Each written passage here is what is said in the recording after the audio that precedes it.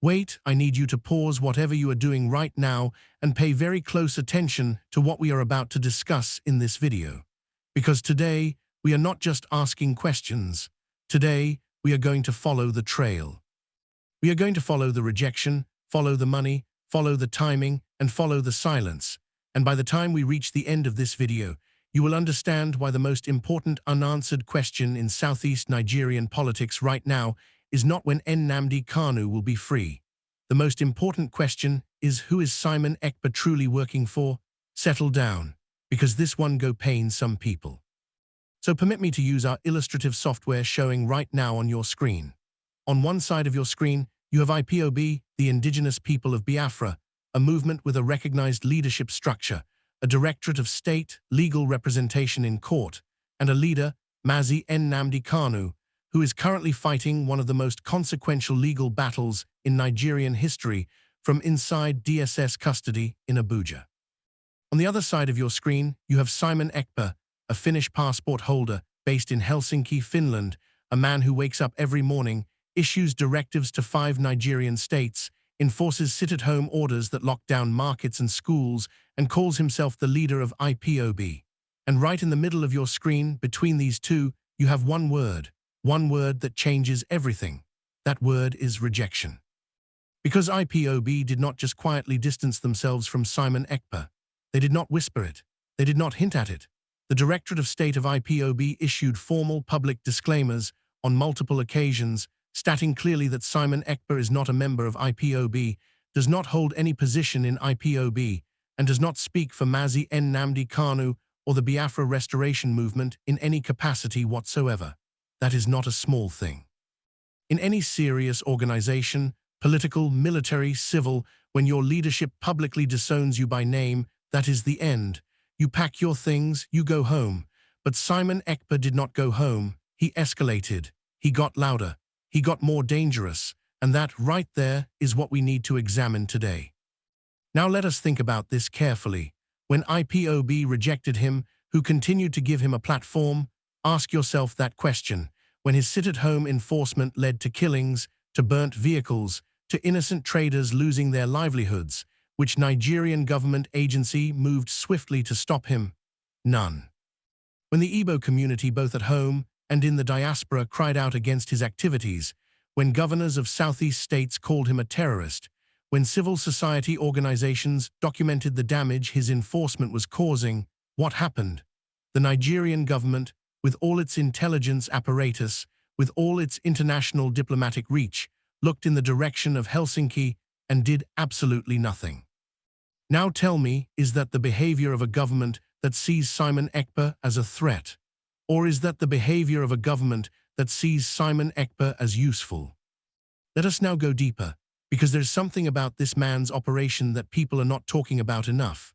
Simon Ekpa does not operate like an activist. He does not operate like a freedom fighter. He operates like a franchise. Think about it.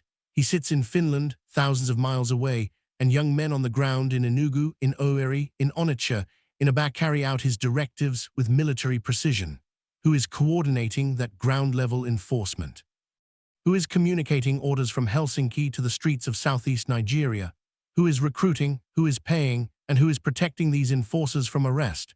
Because let me tell you something, the Nigerian security apparatus arrests market women for lesser offenses. They arrest journalists. They arrest activists. But the young men enforcing Simon Ekpa's sit-at-home, the ones physically stopping traders from opening their shops, have operated for years with remarkable freedom. Remarkable freedom, and that freedom has a source. Now let us examine what his operation has actually achieved, not what he claims it has achieved, what it has actually, concretely delivered on the ground.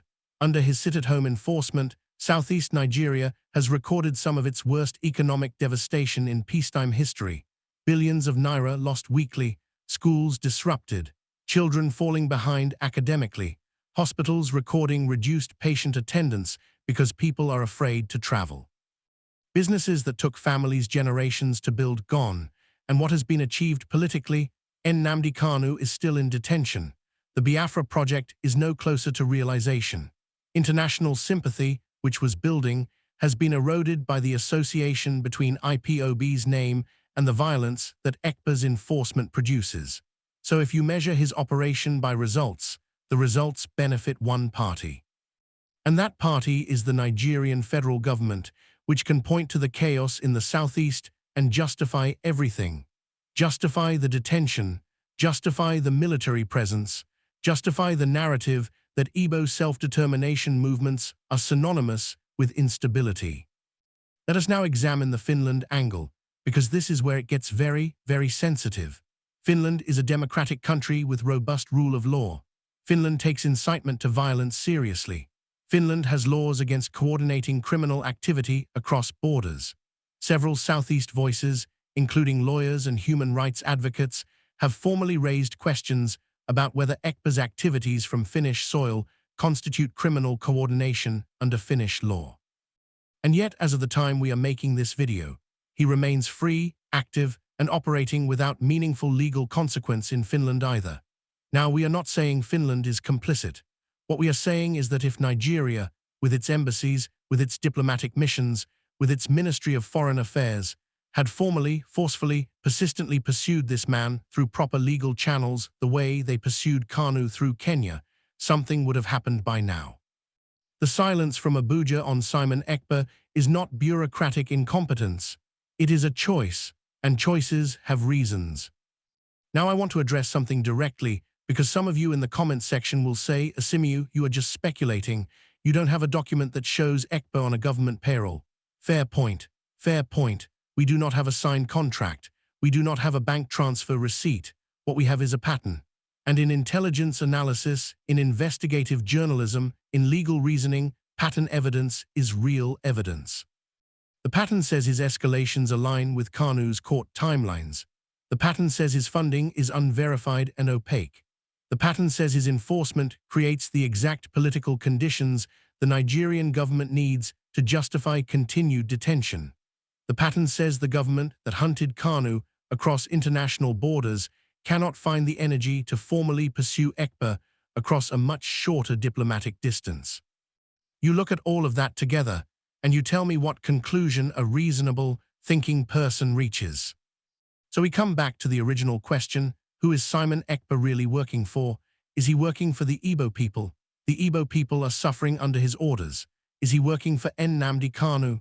Kanu's own organization has rejected him, and his lawyers say his activities damage the case. Is he working for Biafra? Biafra is no closer, and the movement's international credibility has taken serious damage. Or is he working for the very system that Nnamdi Kanu has spent his life opposing? Is he the most effective weapon the Nigerian state has deployed against the Southeast? Not a soldier, not a court, but a man with a microphone and a Finnish passport burning the movement from the inside. We leave that answer with you.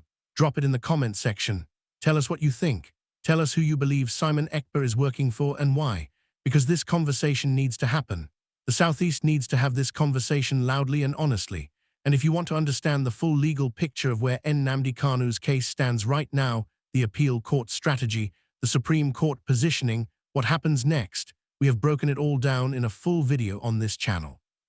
Click on it, watch it, stay informed, stay sharp, and we go catch you on the other side of your screens.